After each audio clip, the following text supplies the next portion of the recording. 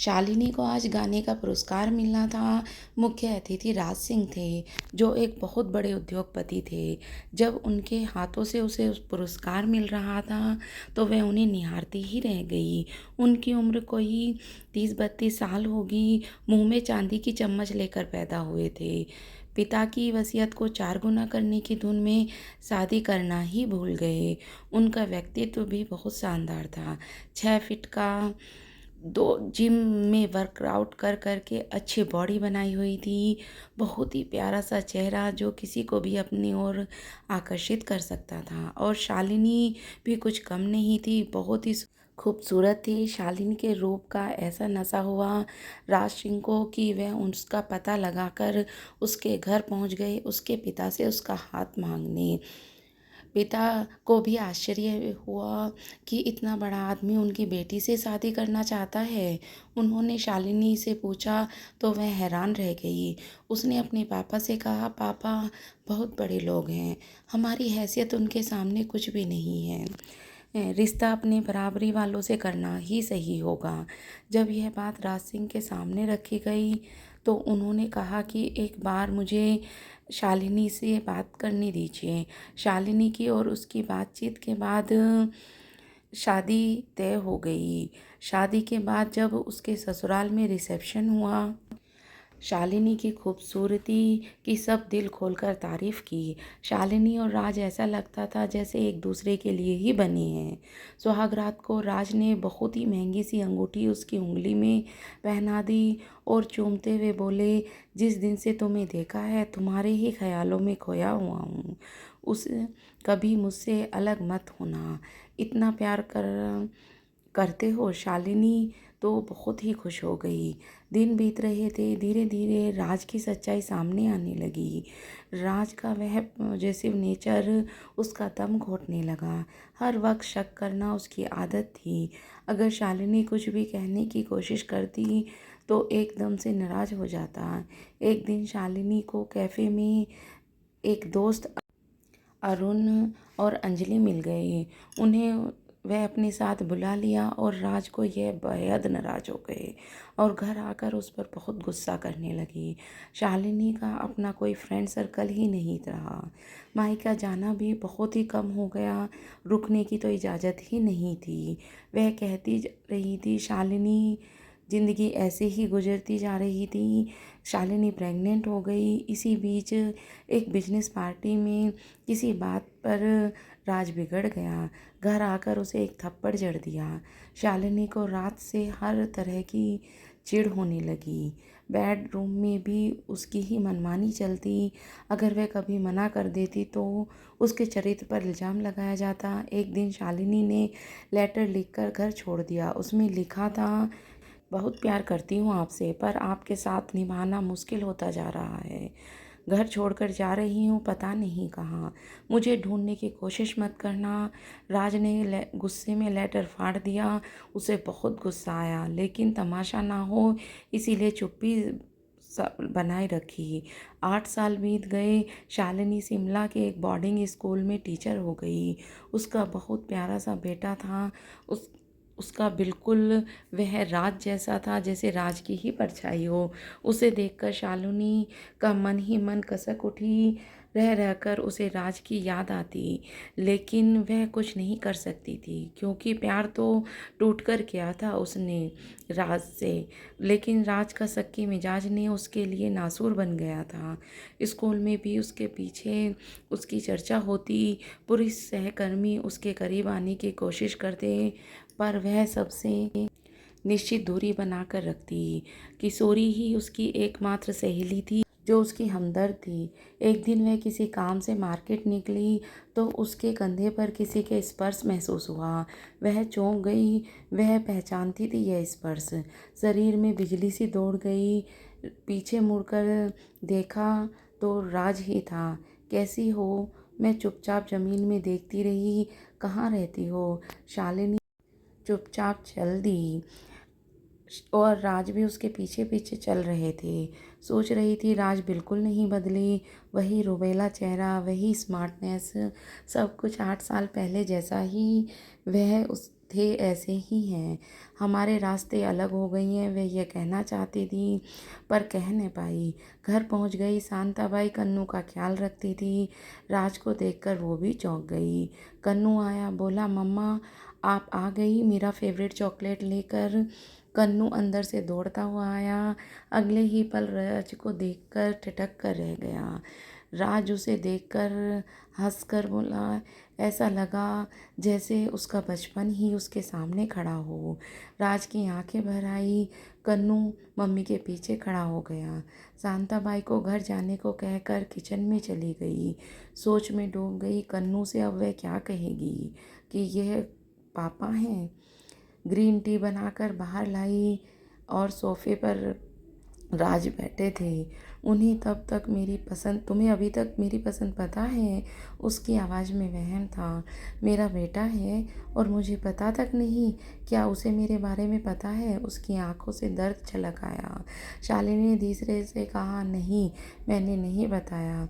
राज ने पूछा, क्या नाम रखा है? कन्नू सिंह। शालिनी ने कन्नू को आवाज़ दी, कन्नू मेरा बच्चा कन्नू, बाहर आओ जरा, इधर आओ। और कहा, बेटा पापा हैं। और कन्नू को राज के सामने खड़ा कर दिया। राज ने भी बाहें फैलाकर कन्नू बहला दी। तो कन्नू दौड़कर गोद में चढ़ गया।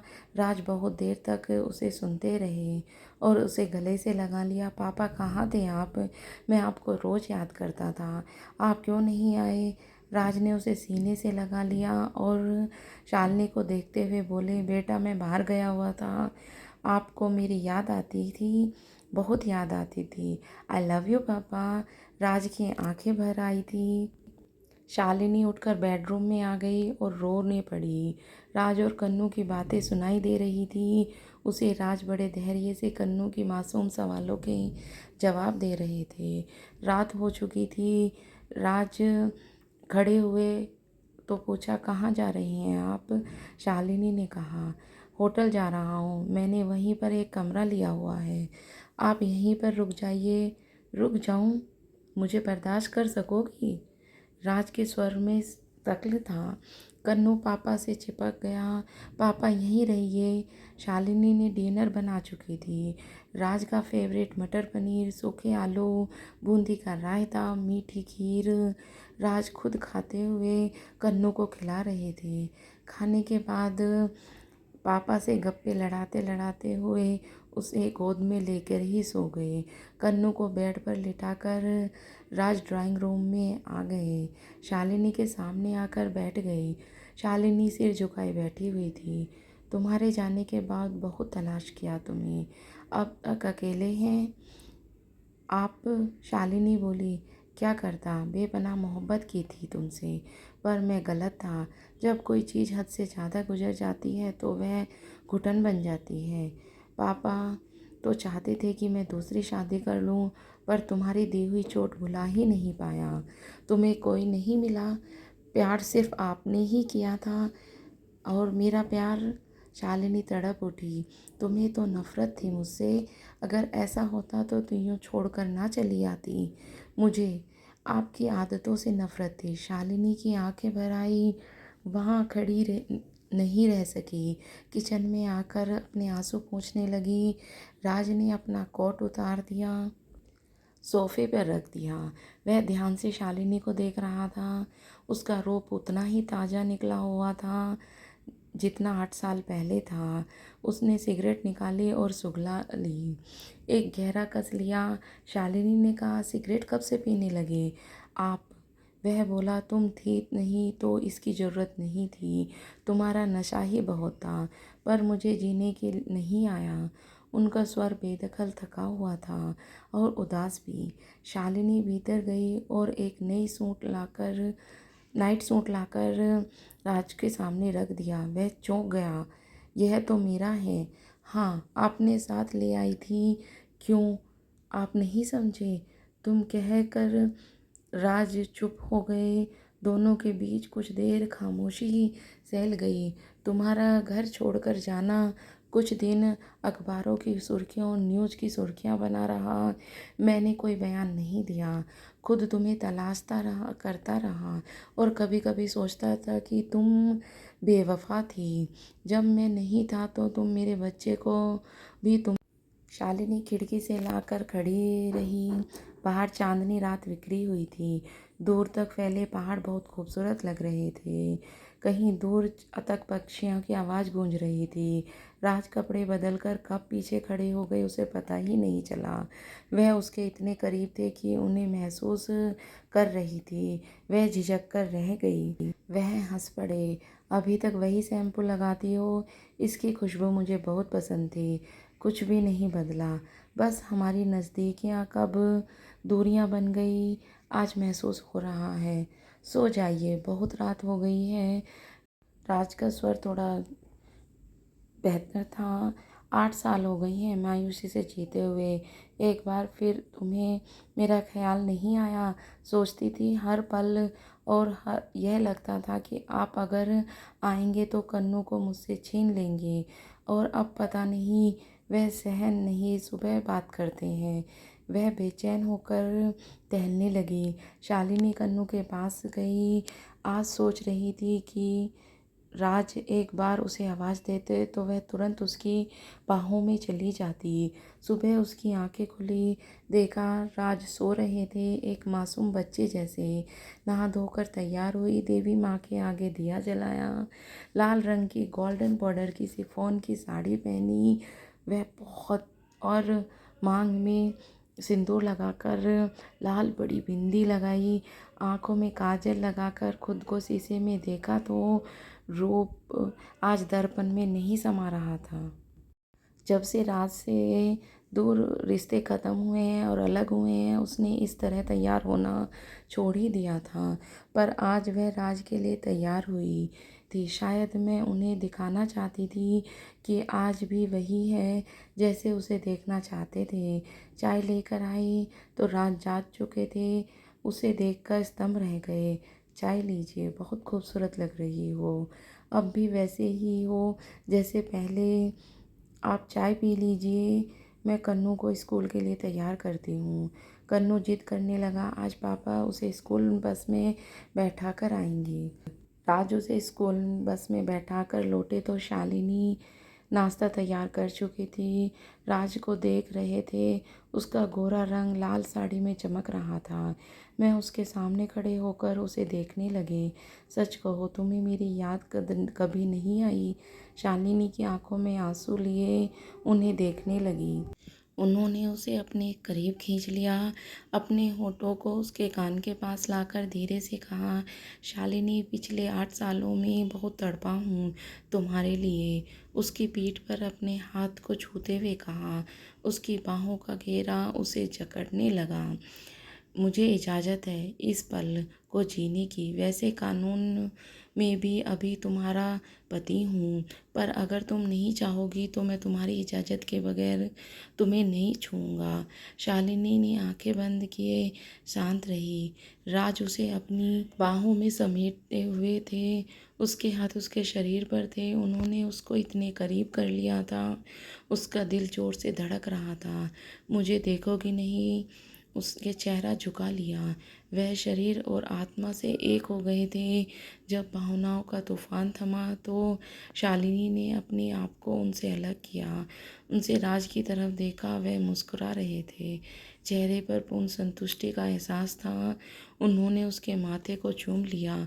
शालिनी ने अपने आप को आईने में देखा तो वह शर्म से लाल हो गई। कहाँ जा रही हो? स्कूल। आज रहने दो। उन्होंने उसका हाथ पकड़ लिया। अभी मुझे बहुत सी बातें करनी है। राज बच्चों की तरह मचल उठे। शालिनी ने अपने आप को उनकी पकड़ से छुड़ाते हुए कहा, मुझे पता है कौन सी बात करनी है आपको। उसके गाल पर लाल लिपस्टिक वाले हाथ से साफ करते हुए प्यार से उसकी आंखों में जाते हुए कहा, अब बाद में। राज उसे देखकर गुनगुनाने लगे, अभी ना जाओ छोड़ के। कि दिल अभी भरा नहीं। अच्छा जी, मैं गहरी मुस्कुराहट ये बच्चे लेकर चली गई स्कूल में। स्कूल पहुंची तो वहाँ सुरसुराहट शुरू हो गई। मिसेज मेहता बोली, शालिनी, राज सिंह तुम्हारे घर आए हुए हैं। जी, मेरे पति हैं। सबको उसके प्रश्नों के उत्तर मिल गए। राज ने अपनी मीटिंग 4 दिन तक ख़त्म कर ली। उन्हें शिमला में अब 4 दिन हो चुके थे। कन्नू हर समय पापा से चिपका हुआ रहता। शालिनी का वो राज का स्वभाव बदला हुआ लगा। शाम को जब राज वापस लौटे तो कन्नू पापा के पास खड़ा हो गया। पापा, आप मुझे छोड़कर नहीं जाना। राज ने उसके गाल पर चूमते हुए कहा, शालिनी, अपने घर चलो। कन्नू, और तुम्हारे बिना मेरी ज़िंदगी बेईमानी है। मुझे माफ़ कर दो, मैं तुम्हारे बिना नहीं जी पाऊँगा। तुम्हारे और कन्नू के बिना। शालिनी ने प्यार से उनकी तरफ देखा और कन्नू के सर पर हाथ फेरते हुए कहा, आपके बिना मैं भी अधूरी हूँ। मुझे और कन्नू को अपने पापा के साथ जाना है और प्यार की भी ज़रूरत है। और राज की बाहों में समा गई। तो दोस्तों, आपको ये कहानी कैसी लगी मुझे कमेंट करके ज़रूर बताना। ऐसी ही अच्छी कहानियाँ लेकर मैं आपके लिए लाती रहूँगी। अगर आपको पसंद आए तो मेरे चैनल को सब्सक्राइब कर सकते हैं और इसी तरह की कहानियाँ सुन सकते हैं। आपका बहुत बहुत धन्यवाद।